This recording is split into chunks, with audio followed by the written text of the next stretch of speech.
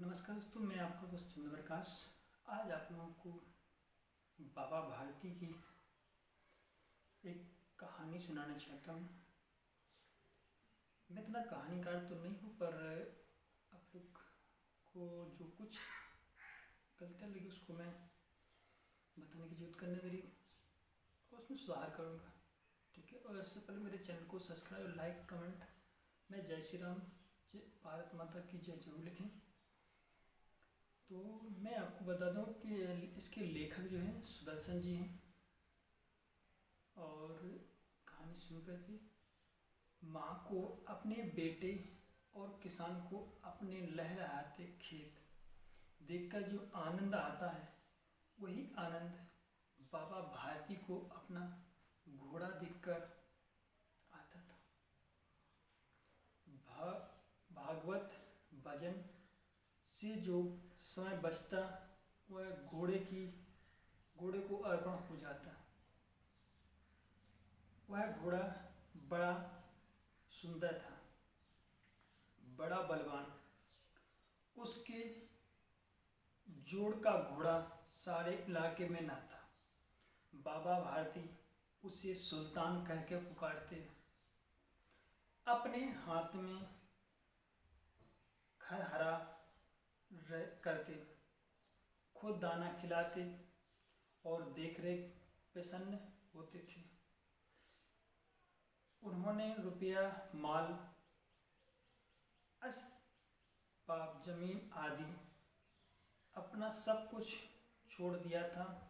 यहाँ तक कि उन्होंने नगर के जीवन में से भी घृणा थी। वह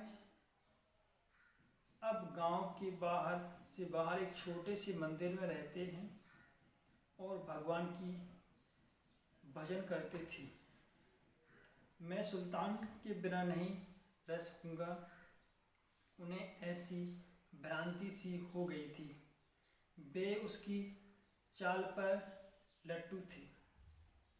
कहते ऐसा चलता है जैसे मोर घटा को देखकर नाच रहा हो। जब तक संध्या समय सुल्तान पर चढ़कर 8-10 मील का चक्कर न लगा लेते, उन्हें चैन न आता। खड़क सिंह उस इलाके का प्रसिद्ध डाकू था। लोग उसका नाम सुनकर कांपते थे। होते होते सुल्तान की कीर्ति उसके कानों तक भी पहुंची। उसका हृदय उसे देखने के लिए अधीर हो उठा। वह एक दिन दोपहर के समय बाबा भारती के पास पहुंचा और नमस्कार करके बैठ गया। बाबा भारती से पूछा, खड़क सिंह क्या हाल है? खड़क सिंह ने सिर झुकाकर उत्तर दिया, आपकी दया है, कहो इधर कैसे आ गए? सुल्तान की चाय खींच लाई। विचित्र जानवर, देखोगे तो प्रसन्न हो जाओगे। मैंने भी बड़ी प्रशंसा सुनी है। उसकी चाल तुम्हारा मन मोह लेगी। कहते हैं देखने में भी बहुत सुंदर है।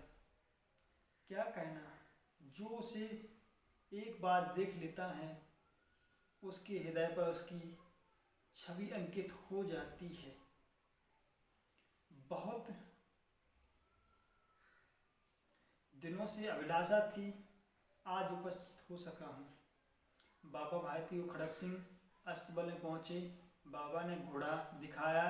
घमंड से खड़क सिंह ने देखा, आश्चर्य से उसके सैकड़ों घोड़े देखते थे, परंतु ऐसा बाकी घोड़ा उसकी आंखों से कभी ना गुजरा था। सोचने लायक भाग्य की बात है, ऐसा घोड़ा खड़क सिंह के पास होना चाहिए। इस साधु को ऐसी चीज से क्या लाभ है? कुछ देर तक आश्चर्य से चुपचाप खड़ा रहा। उसके पश्चात उसके हृदय में हलचल होने लगी। बालकों सी किसी अधीरता से बोला, परंतु बाबाजी इसकी चाल ना देखी तो क्या? दूसरे के मुख से सुल्तान की प्रशंसा सुनने के लिए उनका हृदय अधीर हो गया। घोड़े को खोलकर बाहर गए। घोड़ा वायु वेग से उड़ने लगा। उसकी चाल को देखकर खड़क सिंह के हृदय पर सांप लौट गया। वह डाकू था जो उस वस्तु को देख उसे पसंद आ जाए उसे पर वह अपना अधिकार समझता था। उसके पास बहुबल था और आदमी थे भी। जाते जाते उसके कहा, बाबा जी मैं यह घोड़ा आपके पास न रहने दूंगा। बाबा भारती डर गए। तब उन्होंने रात को नींद न आती सारी रात अस्तबल की रखवाली में कटने लगी।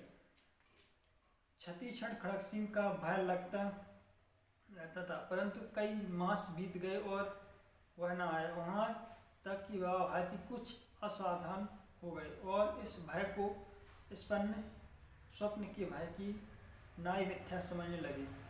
संध्या का समय था। बाबा भारती सुल्तान की पीठ पर सवार होकर घूमने जा रहे थे। इस समय उनकी आंखों में चमक थी, मुख पर प्रसन्नता थी। घोड़े के शरीर पर देखते हैं कभी उसके रंग को और मन में फूले न समाते थे। सहसा और एक और आवाज़ आई, ओ बाबा इस कंगले की सुनते जाना। आवाज़ में करुणा थी। बाबा ने घोड़े को रोक दिया। देखा एक अपाहिज वृक्ष की छाया पड़ा करा रहा है। बोले क्या कहें, कष्ट है?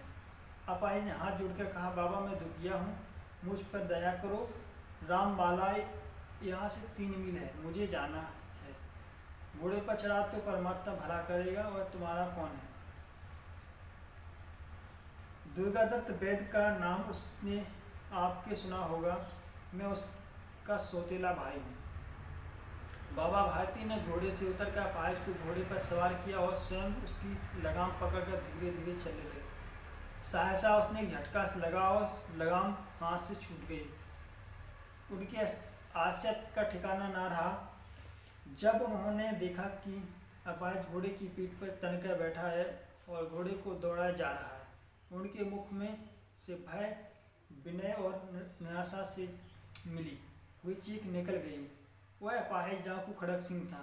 बाबा भारती कुछ देर चुप रहे और उस समय पश्चात कुछ निश्चय करके बोले, बल से चिल्लाकर बोले, जरा ठहर जाओ। खड़क सिंह ने यह आवाज़ सुनकर घोड़ा रोक दिया और उसकी गर्दन पर हाथ फेरते हुए कहा, बाबा जी यह घोड़ा अब ना दूंगा, परंतु एक बात सुनते जाओ।